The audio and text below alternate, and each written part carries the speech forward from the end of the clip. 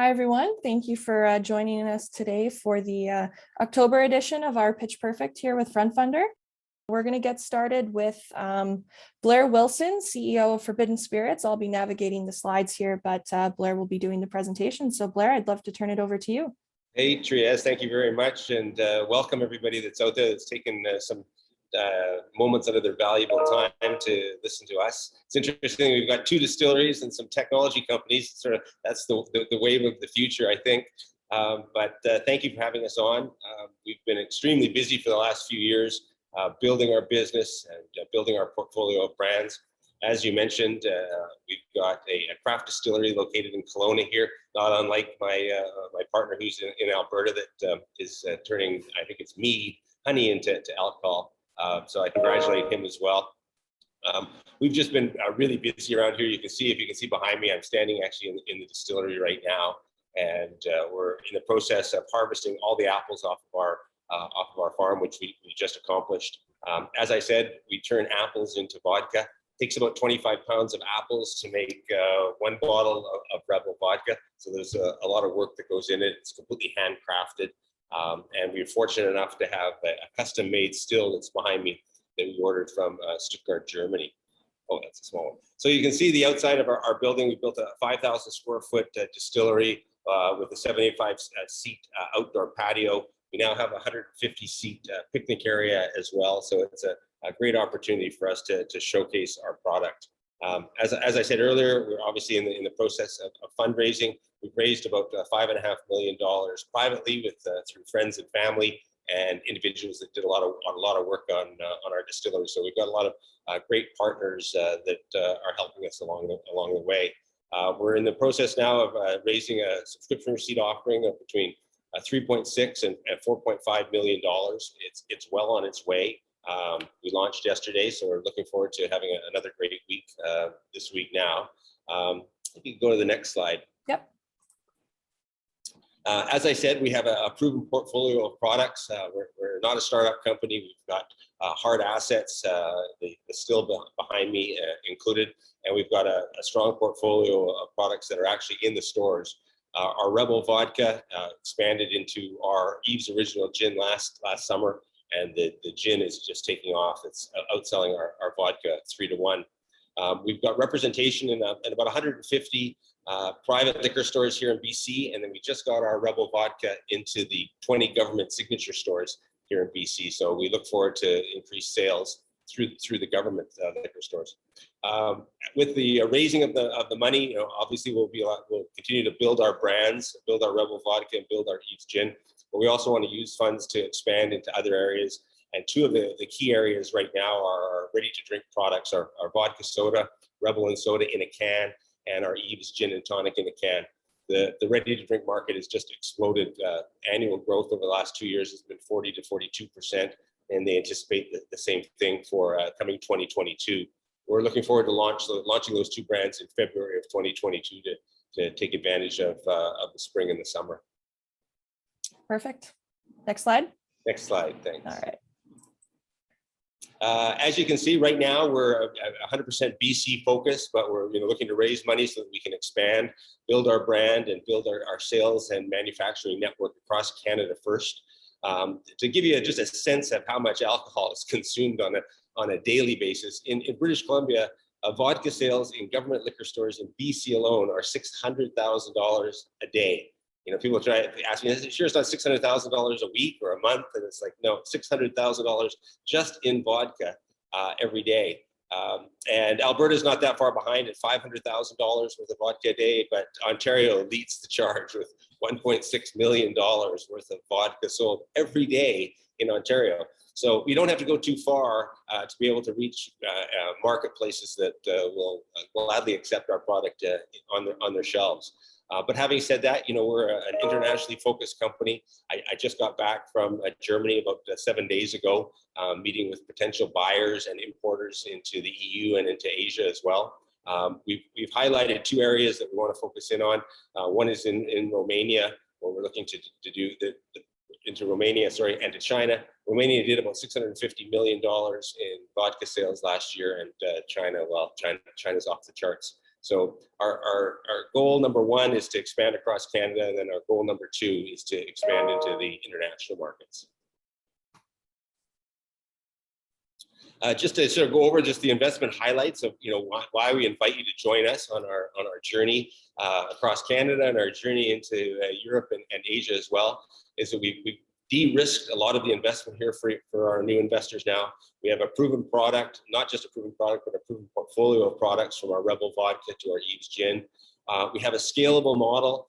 We're speaking with craft distillers in Ontario, in Alberta, and in Montreal to co-pack our product for us in those provinces, so that our Rebel Vodka can say distilled and bottled in Ontario or distilled and bottled in Quebec, which will be very helpful in improving sales in the LCBO and the SAQ.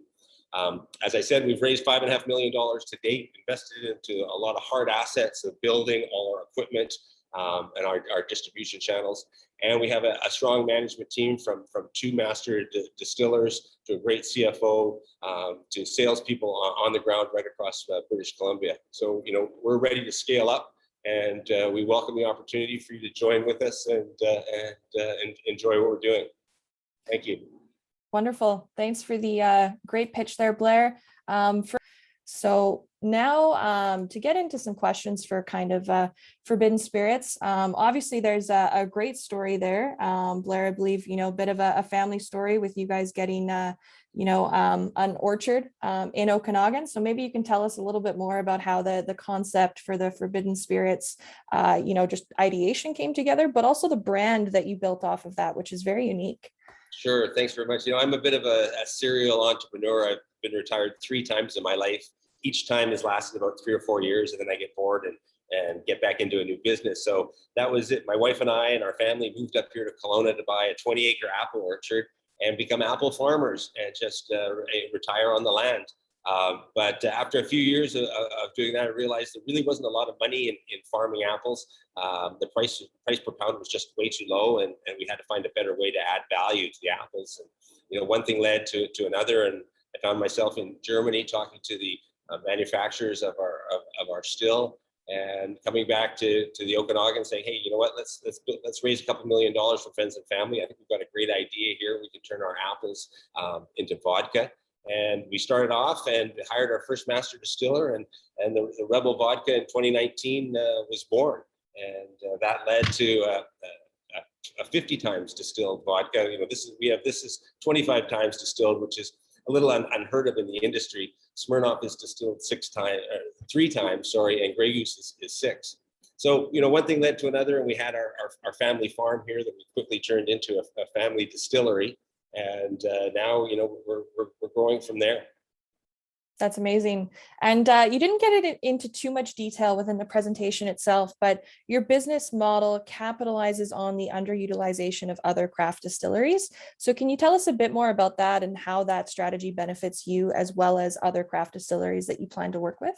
Sure. There's about 150 craft distillers all across Canada, and they're all, applying their trade incredibly well. But the issue is that it's an expansion or a scalable issue. And it's how do we move from being the best distillery in Kelowna, or the best distillery in Prince George, or the best distillery in Pemberton, and sort of go more on a provincial basis or on a national basis. And so one of the things that came to our attention in my advisory board was there was a lot of underutilized capacity in these 150 craft distilleries. They may only be running their still 2, 3, or 4 times a week, whereas you could theoretically run your still 7 days a week, 3 shifts. So we reached out to some of the craft distillers in Ontario and in Quebec and in Alberta to say, hey, have you got excess capacity? Do you want to partner with us? We'll send you the glass, we'll send you our recipe. You manufacture it under a license to us. You keep your equipment operating, say, on the Thursday, Friday, and Saturday where they normally wouldn't be operating, and we'll split the profits with you in a fair and reasonable way. So that's the process we're doing. And then the unintended consequence of that is that it allows us now to say that the vodka is local, because the vodka in Ontario will be made in Ontario, and the vodka in Quebec will be made in Quebec. Absolutely. I think that's great. And we did just have a question come through the chat. So how do you plan or currently manage your sales and marketing? How much if it is outsourced via in-house? So maybe you can elaborate on that a bit. No, that's a great question. You know, when we first started in 2019, it was myself and a few other people knocking on doors, talking to the Cactus Club, saying you got to try our product. And then as we grew a little bit bigger, we realized, okay, there's liquor agencies that operate provincially because there's provincial liquor laws. And so we interviewed 2 or 3 of them, hired one, and Lynette's company now represents all of British Columbia for us. I think she's got 12 saleswomen and 1 salesman that blanket all of BC, and you know they do a lot of the heavy lifting for us, knocking on the doors, getting the orders, and the same. We plan on using that same model to scale up in Ontario. There's Ontario-specific liquor agents that already know the contacts, understand how the LCBO works, so we're partnering with them. Same in Quebec through the SAQ. We're looking for Quebec agents that'll market our product in Quebec. So we're really outsourcing a lot of our processes from the manufacturing side of things with our co-packing and from the sales and marketing aspect of the agents on the ground. That said, we still have the corporate umbrella that will oversee our branding to make sure that we're always on message and to make sure that our recipes are followed and the product that you drink in Quebec is the same product you're going to drink in BC. Great. Yeah, it's so important to have that consistency across the board there in terms of building a brand. So that's really great to hear. We are coming up towards the end of our time for the Q&A today. So I do just want to wrap up with one question. What would you say to people tuning in today? Why should they make an investment in Forbidden Spirits? Well, I think they have an opportunity to get in at the ground floor at 30 cents a share and half a warrant at 50 cents. You know, you're getting in at the same price as most of my investors paid 2 or 3 years ago when we just had a shovel and a dream. Now, you know, we've actually got sales, we've got our bottles on the shelf, and you've seen us execute. So now is where the exciting time really happens. You know, we're just a BC-based company about to go national and about to go international.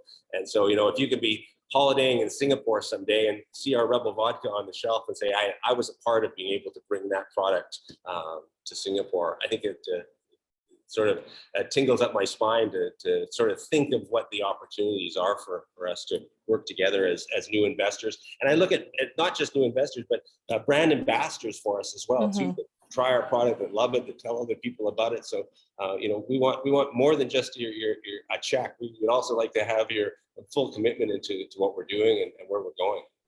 Absolutely. That's the great part about equity crowdfunding, being able to bring on those co-owners who truly do share in the success and are able to become passionate brand ambassadors for the company there. So really appreciate the pitch, Blair. Fantastic presentation and pleasure having you on today. So thanks everyone so much for your time today, and I hope you enjoy the rest of your Tuesday. Thanks everyone. Bye.